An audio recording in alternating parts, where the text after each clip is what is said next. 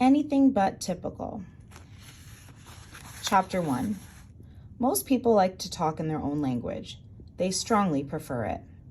They so strongly prefer it that when they go to a foreign country, they just talk louder, maybe slower, because they think they will be better understood.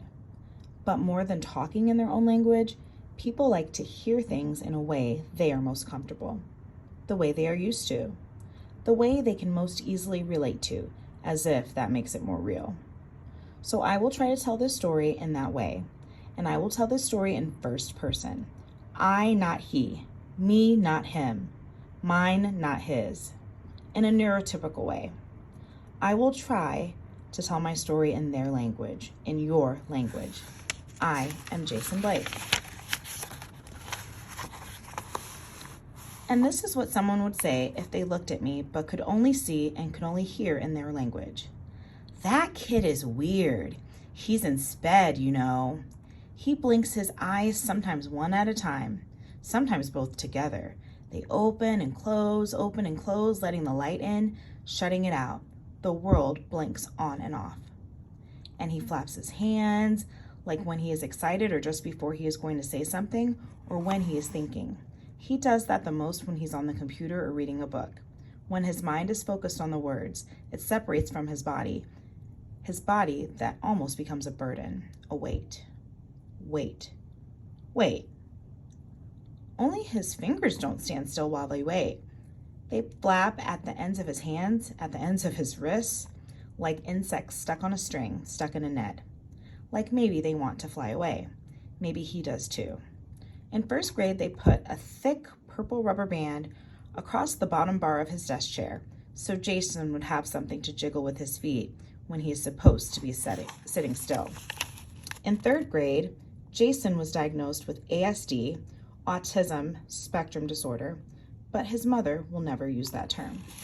She prefers 3 different letters, NLD, nonverbal learning disorder, or these letters, PDD-NOS, pervasive developmental disorder nonspecific.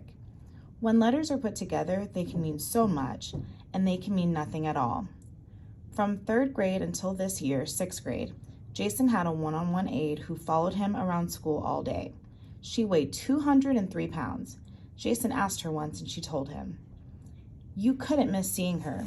But the thing people see the most is the silence, because some kinds of silence are actually visible. When I write, I can be heard and known, but no one has to look at me. Nobody has to see me at all. School doesn't always go very well. It is pretty much a matter of time before the first thing of the day will go wrong, and today I've gotten far. It is already third period. Mrs. Hawthorne is absent, and so we are going to the library instead of art class. This is a good sign. You'd think art class would be one of the easiest classes, but it's not. I mean, it's not that hard. It's not that it's hard like math, but it's hard like PE. A lot of space and time that is not organized. Anything can go wrong in that kind of space. But not in the library. There are computers in the library, and books, and computers, keyboards and screens and desks that are built inside little compartments so you don't have to look at the person sitting next to you, and they can't look at me. When we get into the library, somebody is already sitting in my seat at my computer, at the one I want. Now I can't breathe. I want to log on to my storyboard website. I was thinking about it all the way here. I have already had to wait so long, I don't know. "Jason, this one is free," the lady says. She puts her hand on my shoulders. This lady is a lady I should know, but her face looks a lot like other faces I don't know so well, and I group them all together. Her face is pinched, but her eyes are big, round like circles. Her hair doesn't move, like it's stuck in a ball. She belongs in the library or the front office or my dentist's office, but here she is now, so I will assume she is the librarian. I know from experience that she is trying to help me, but it doesn't. I can feel her weight on my shoulders like metal cutting my body right off my head. This is not a good thing. I also know she wants me to look at her. Neurotypicals like it when you look them in the eye. It is supposed to mean you are listening, as if the reverse were true, which it is not. Just because you are not looking at someone does not mean you are not listening.